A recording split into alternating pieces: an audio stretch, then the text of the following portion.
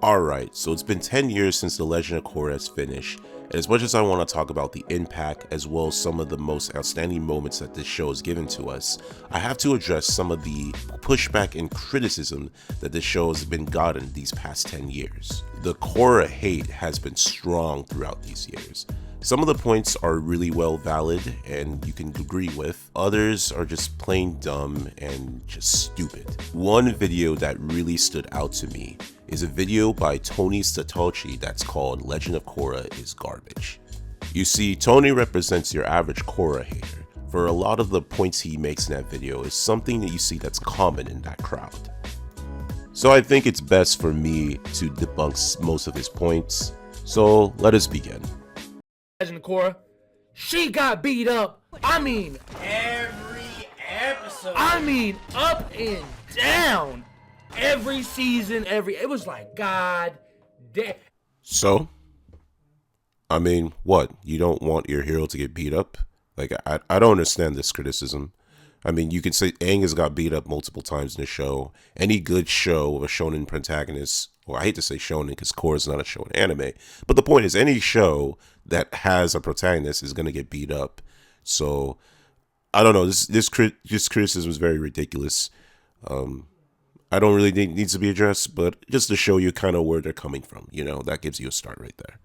I went through more difficult shit than Aang. Oh, really? Imagine being 12 years old and you take a nap in the ocean and you wake up 100 years later. The whole entire culture has been eradicated off the fucking planet. So now that we know that information about Aang, because that was said episode 2, what the f did Korra go through? She lost a couple of games in them bending games. She lost her bending, got it back. By who? Who gave it back? Aang. And then she f***ed around and lost the entire Avatar lineage. Okay, so this is our first one, and there's a lot to unpack. When it comes to trauma, I'm not a big fan of comparing them because a lot of trauma has to do with people's temperament, right? For example, someone might make an argument that being physically assaulted is worse than being sexually assaulted because when you're physically assaulted, you have more wounds than being sexually assaulted. However, no one discounts the emotional wound or even the mental wound you would get being sexually assaulted. So in the case of Avatar, it really comes down to how the show's depicting it as well as how it's being treated. So yeah, Aang went through a big loss, but the reason why people don't take it seriously comparing to how it is in Korra is that literally in the next episode after he figures out his whole race was genocide, he's like, let's go ride the elephant Korra. So it's like the fact that he's so happy to ride an elephant Korra after figuring out his race was genocide just shows that he didn't really take it seriously. Not to mention the show addressed that this was no longer a problem with him after he met the gang. You see, the gang was that element that filled the void for him, especially for Katara, because, you know, Katara gave him love where he had loss. So therefore, this wasn't really a struggle for Aang after basically the series started. Now let's talk about Korra. She lost her bending. She lost the connections to her past lives. And the third one that he forgot to mention, which is probably what people mean when they say that Korra's been through some real shit, is when she got disabled by Zahir, not being able to bend for a long time, being able to not even go to the Avatar state, and was haunted by not just Zahir, but her Avatar self for about 3 years. And just to put in perspective, the time span between season 1 and season 3 was about 7 months. So for him to tell us that an Avatar, that after he figured out the genocide of his people, a couple of days later is riding an elephant Korra, trying to pick up Katara, is going through worse shit, or that was worse shit than an Avatar that within 7 months of starting her actual Avatar duties, experienced her losing of her bending, losing of the Avatar connection, lost being crippled and disabled, or even mentally disabled to the point where even that she's being haunted by the person who put her in that position, and even her Avatar state self doesn't get healed from all that stuff until 3 years later.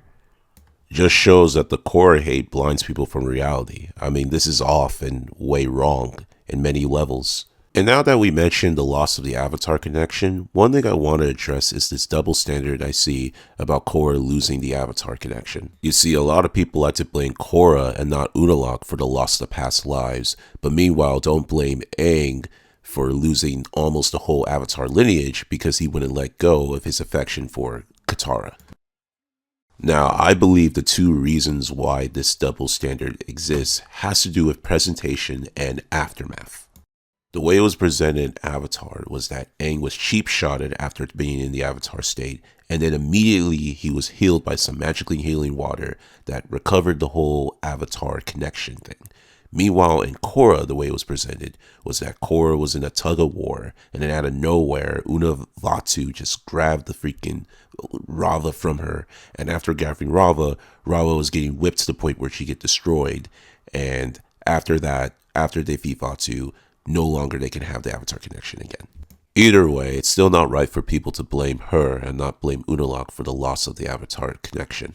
Because even if you want to make the argument that if Korra just didn't open the spirit portals, none of this would have happened, the same argument could go to Aang that if he listened to Guru Parteep and let Katara go in that moment, that wouldn't have happened either.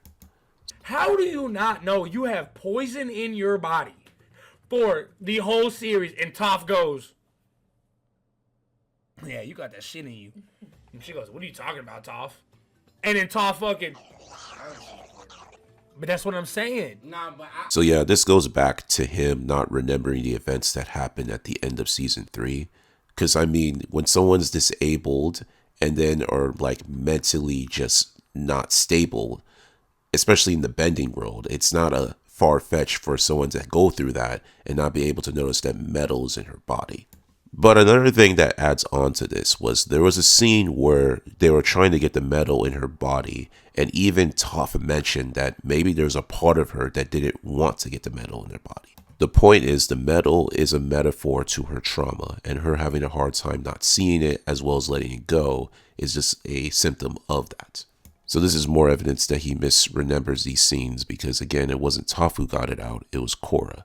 I mean, I guess Toph did put it inside that ball of rock, but mainly it was Korra who got it out. Know right now who in the Legend of Korra verse is beating Ozai? Is he being serious with this one? Because like there's a lot of people who can beat Ozai in the Legend of Korra verse. First of all the villains, including the whole group of Red Lotus, can beat Ozai. Bolin's beating Ozai. Sue, Lin Beifong together can beat Ozai. And obviously Korra can beat Ozai. So yeah, this is crazy that he's even asking us a question, but it just seems like this guy isn't really paying attention to the series, so I guess that makes sense, you know? Cause it's not Korra. They're not. It's not Korra. Korra is not beating Ozai. I feel like the Well, I'm very curious on what's his evidence on why he doesn't believe Korra can defeat Ozai. I mean, I have a lot of evidence why I believe Korra can defeat Ozai. The big one being the Avatar state. There's no evidence in the show that Ozai can defeat an Avatar state. And even if you want to make the argument that Korra's Avatar state is weaker than Aang, that still wouldn't matter because Ozai's not getting around it. fucking like Korra smacking Ozai. Korra couldn't even beat Kuvira. Kuvira lame ass. Korra couldn't beat Kuvira. Toph could beat Kuvira. You know who could beat Toph? Aang. And Korra couldn't beat Toph.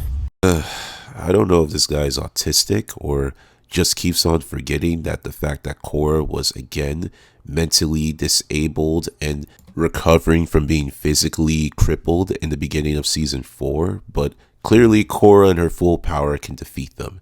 And if you need evidence for this, is just remember the scene where she's training with the fire people in the first episode comparing to the scene they show inside season 4. When she's mentally and not herself, she lost to those people easily, right? Even she couldn't even stop a person stealing something from an island. However, when she's at her full capacity, she owns everybody.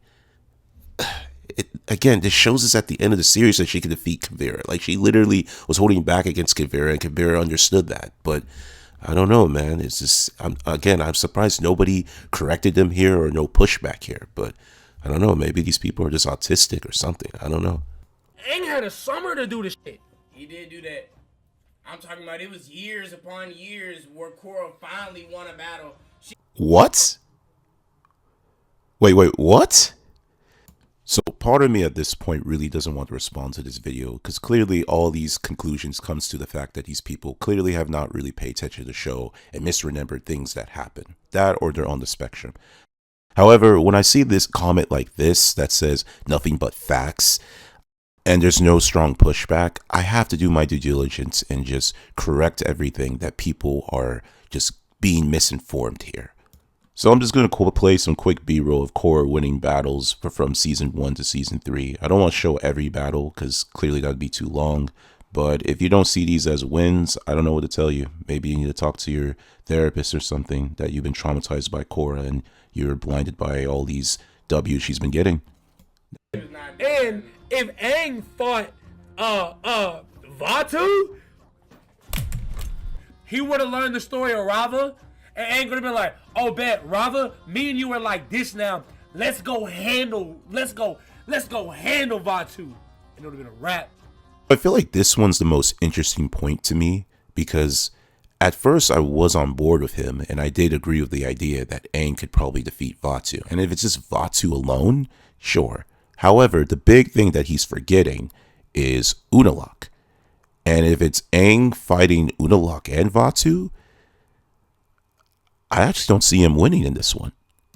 I just can't see Team Avatar, the original Team Avatar, being able to handle the twins and dark spirits at the same time. Sure, you can say Katara can handle one twin, maybe Toph handles another twin, but I don't see Zuko being able to defeat a dark spirit. I don't see Sokka being able to defeat a dark spirit. And even if you want to make Zuko fight one of the twins and switch it to Toph, I don't see Toph being a dark spirit.